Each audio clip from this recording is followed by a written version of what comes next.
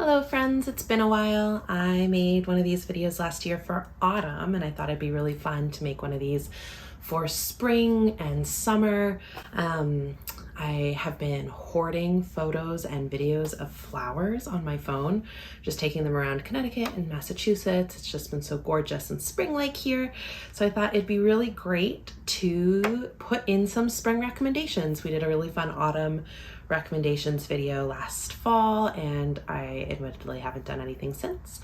And so let's come back with spring.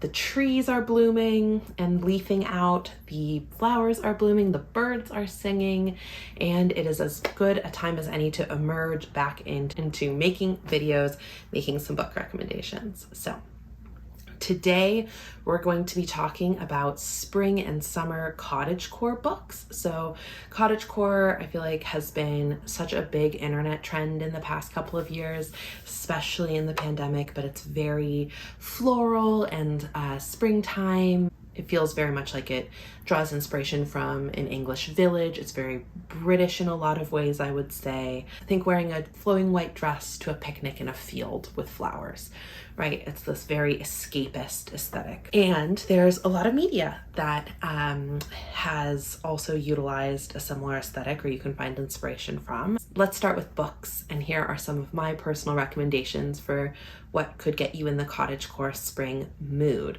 So first up, we have a absolute childhood favorite of mine, Wise Child.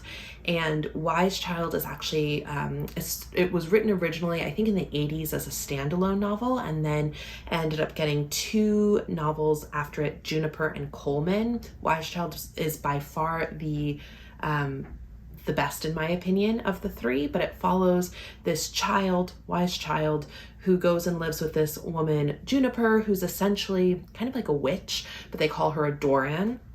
And there's a lot of like planting plants and harvesting and taking care of people who are sick. And it's a very like grounded in nature, in the natural season, slow, lovely, lovely book. So highly recommend. I don't see as many people talking about this one or reading this one. It was one of my absolute favorite books growing up, and I've recently reread it this year and still it hits. It still is wonderful.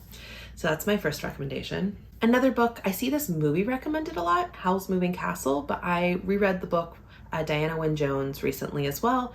Totally stood up. Also has a great cottagecore feel. Obviously there's howl, there's like a kind of a magic system, there's a witch, there's just very fantastical things, which I feel like fits really well with this aesthetic and general trend. So I would highly recommend either watching or reading Howl's Moving Castle. The next book I'm going to recommend is Under the Whispering Door by T.J. Klune. This takes place in a tea shop, and the person who owns the tea shop is a ferryman. So he ferries souls after people have passed through to, I guess, the other world, to the life after death or whatever comes after death. And he does so through his tea shop, specifically for ones that might be having a more difficult time passing through.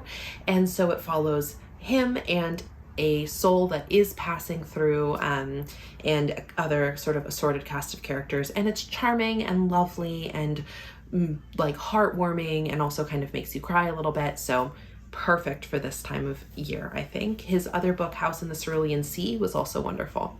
Next, I have Wind in the Willows, which is another childhood favorite of mine. So this follows a cast of animal characters. It's very charming, very pastoral. If you're in that sort of children's book fantasy mood, highly recommend this one. I also always think of sort of fairy tales, so anything that's fairy tale based, and my favorite book when I was a kid about this, I feel like so many of my cottagecore books are books I read growing up actually, but the one that's coming to mind is Ella Enchanted. I love that book so much, Gail, Carson, Levine, and I love the just whimsical nature of it, and also the fierceness of Ella as she finally finds her center, her gumption, and breaks the fairy's curse. So the movie with Anne Hathaway is great. I don't watch it that frequently, but I love the book. Love the book. It's actually one of those books that I read so much growing up it broke in half. The spine was completely destroyed. Along the British theme, a book I read last year or 2 years ago that I really loved was Major Pettigrew's Last Stand. I think I talked about it in another video, so I'll link to that. But takes place small town England, and is just a really charming book about a friendship between two older folks and two sort of different worlds coming together. It's really lovely, and I think is a little non-traditionally cottagecore. Okay, the last two are a little less like period pieces or historical British. Instead, these are two YA series I think would kind of be fun and vaguely fit this. The first is To All the Boys I've Loved Before, and while it's not fields and flowers necessarily, Laura Jean just dresses in this very youthful spring, bubbly, colorful way. So I think both reading those books or watching that series, these two suggestions go for either. So these two suggestions are for both the books and the television series. But To All the Boys I've Loved Before, and then the second one is Heartstopper. So I just recently read these graphic novels and loved them so much, as well as binged the Netflix series, which was so wholesome and so wonderful. There's something about like young love that feels very spring-like, and just the really lovely in the graphic novels, sort of the drawing style, but also they bring that sort of whimsical animation to the series, so definitely recommend you watch it. So let's chat television shows. The first one I'd recommend is Bridgerton, for obvious reasons. One, I think just the set and the design, the costuming, it's all very lush and set in springtime. You see flowers and estates, and it's very British and it's very period drama. I think it's the same reason Jane Austen would be recommended for cottagecore, except for it's got a little bit of a twist. It's very sexy and modern and has this, modern music, and it's just very well done. I really enjoyed it. So if you want something that feels flirtatious and romantic and full of flowers and over the top kind of cotton candy, definitely would recommend Bridgerton. The second season came out in March, and I really enjoyed it. Also like Bridgerton, along the lines of taking something more traditional and modernizing it in certain aspects, I would recommend Dickinson. So this is a sort of modern, fresh take on the life of Emily Dickinson, and has, again, that sort of like period piece costuming and pastoral.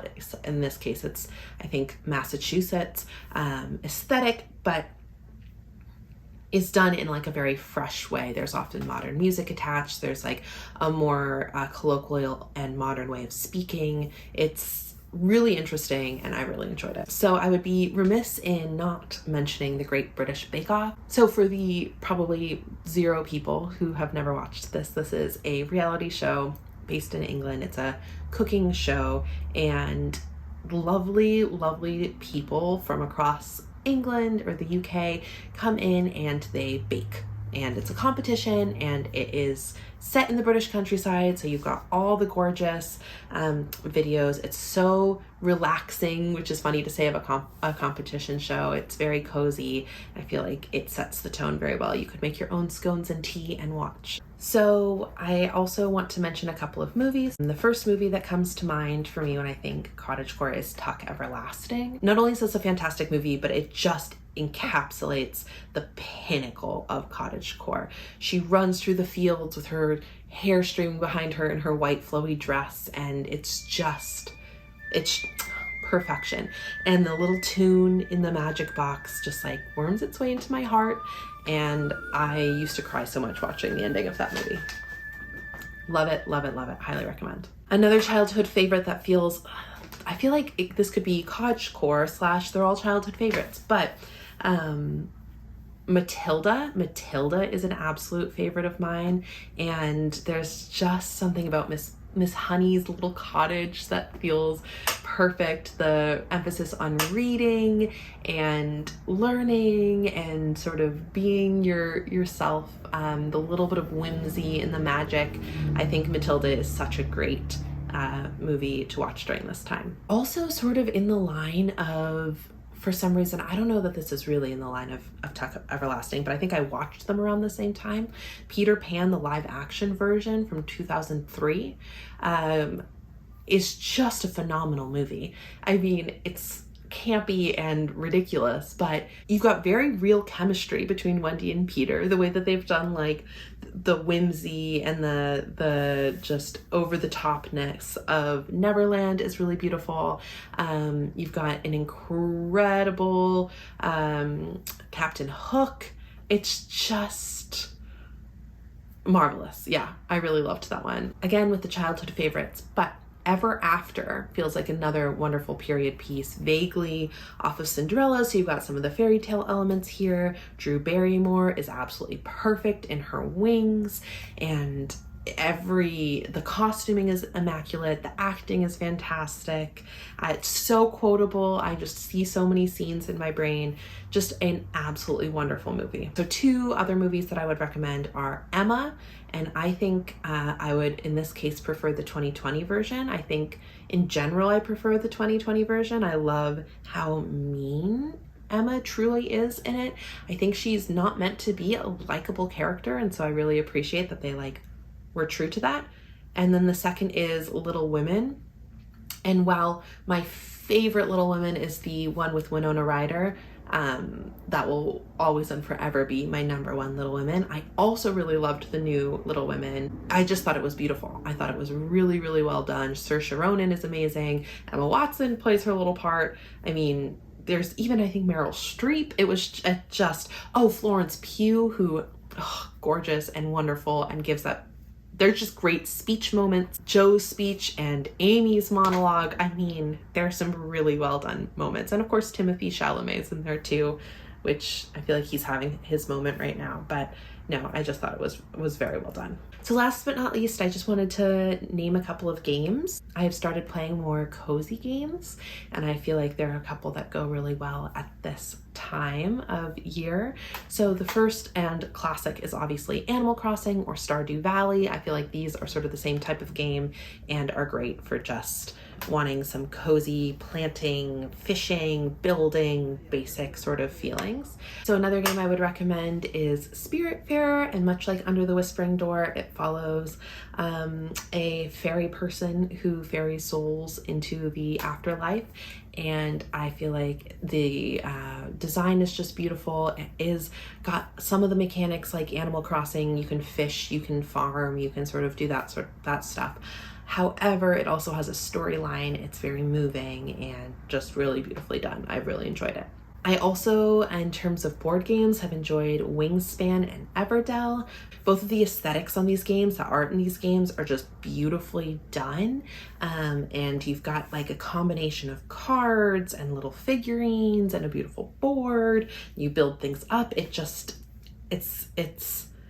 beyond the type of games that I used to play, I think, with like checkers or Monopoly. They're just really beautifully crafted, and they feel very cottagecore and spring-like.